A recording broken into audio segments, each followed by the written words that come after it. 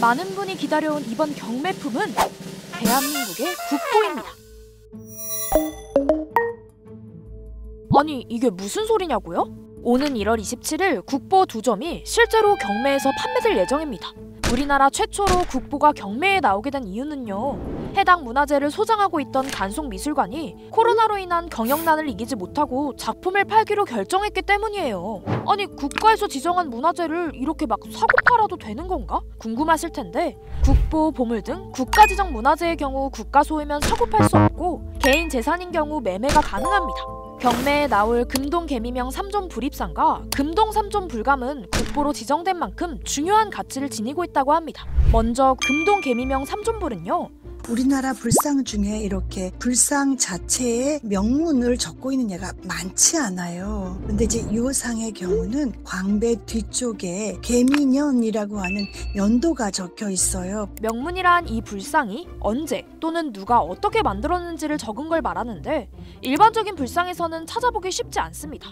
그런데 이 문화재엔 명문이 적혀 있어서 다른 불상에 비해 제작 시기를 구체적으로 추정할 수 있다고 해요. 삼국시대 불상 자체가 많지 않은 점도 이 불상의 가치를 높여줍니다. 또 다른 국보인 금동 3점 불감도 지금은 찾아볼 수 없는 고려시대 건물 양식을 재현해둬서 역사적으로 중요한 문화재죠. 게다가 이 두 작품 모두 간송 전영필 선생이 중요한 문화재가 일본인에게 넘어가는 것을 막기 위해 힘들게 수집한 작품들이라서요. 많은 사람이 어렵게 수집된 국보가 경매를 통해 외국인에게로 팔리면 어떡하냐는 반응을 보였습니다. 그런데 이런 걱정은 하지 않아도 괜찮은 게, 국보를 보유하는 조건이 무척 까다롭거든요. 먼저 국보는 국외에 반출할 수 없고 문화재청에 소유자 변경 신고를 해야 합니다.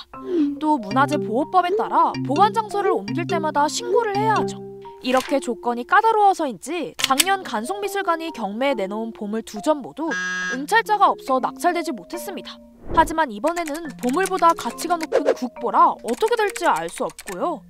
또 간송미술관이 측정한 경매 추정가는 작품당 15억 원인데 국립중앙박물관의 1년 유물 구입 예산은 40억 원 정도라 나라에서도 선뜻 매입하기 어려운 상황입니다. 사유재산인 만큼 판매가 자유로운 것은 이해하지만 전문가들은 국보가 경매에 나오는 게 안타까울 따름이라고 합니다. 만약에 국가가 매입하지 못한다면 연구자의 입장이나 국민들의 입장에서 자유롭게 이걸 열람을 할 수 있는가, 그런 점이 우려가 됩니다. 국가는 무료 또는 소정의 관람료를 받아 국민들이 자유롭게 국보를 접할 수 있도록 하고 있고, 간송미술관도 전영필 선생의 뜻에 따라 관람료를 받지 않았지만요, 만약 이번에 국보 2점이 국가가 아닌 개인에게 팔리게 된다면 많은 연구자와 국민들이 개인 소유자의 뜻에 따라 국보를 관람할 수 없는 일이 생길 수도 있는 거죠.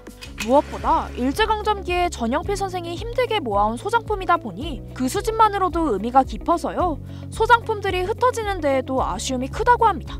간송 선생님이 이 컬렉션을 어떻게 수집했는지는 너무나 잘 알죠. 정말 힘들게 유물들을 모아서 하나의 이 컬렉션으로 형성이 돼 있는데 흩어진다는 점에서는 굉장히 아쉬워요.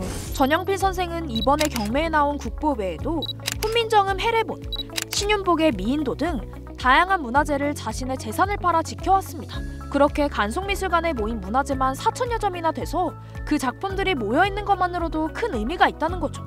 코로나로 인해 문화예술계의 경영난이 심해지면서 우리나라 최초로 국보가 경매에 나온 지금, 일제강점기에도 어렵게 지켜온 우리나라의 문화재를 다신 보지 못할 수도 있다는 게 어쩐지 안타깝네요.